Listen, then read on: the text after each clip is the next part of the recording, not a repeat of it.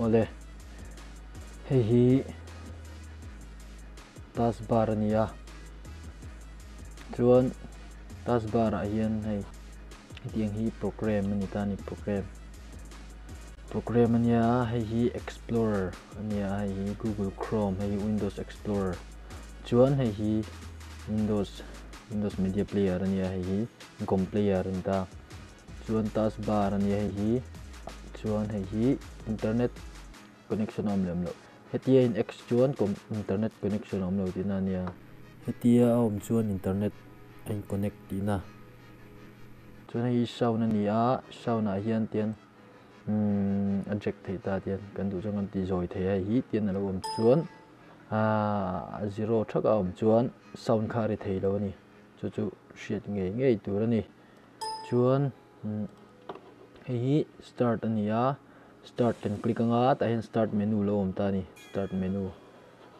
menu lo om ta a chuan client printer te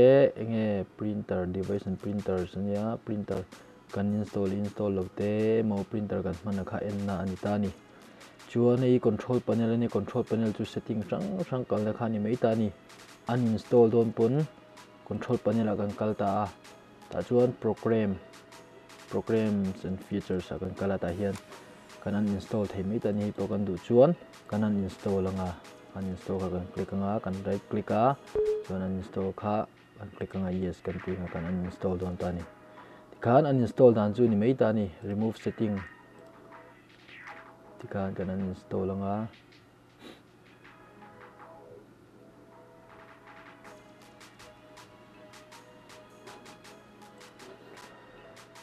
kan uninstall mai ta ni chuan kan back lenga start menu kan kal lenga ta hian thil sang kha lo om ta computer a pawh kan du chuan computer kan click anga tikhan computer a partition sang kha lo om ta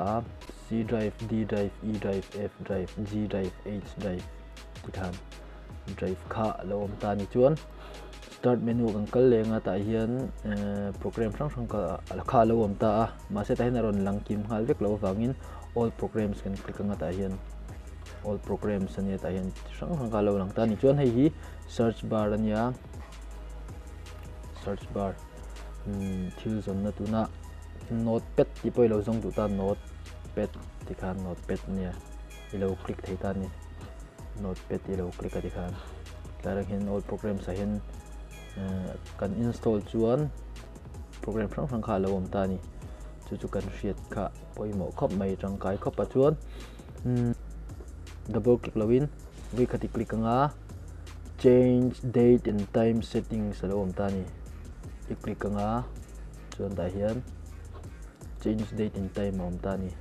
ta hian ei ison du chuan dare thi dar saria poi da thei dikhan hei poi du i click lenga i click ngai double click anga dian ya ja thei don ta ni dikhan ei hi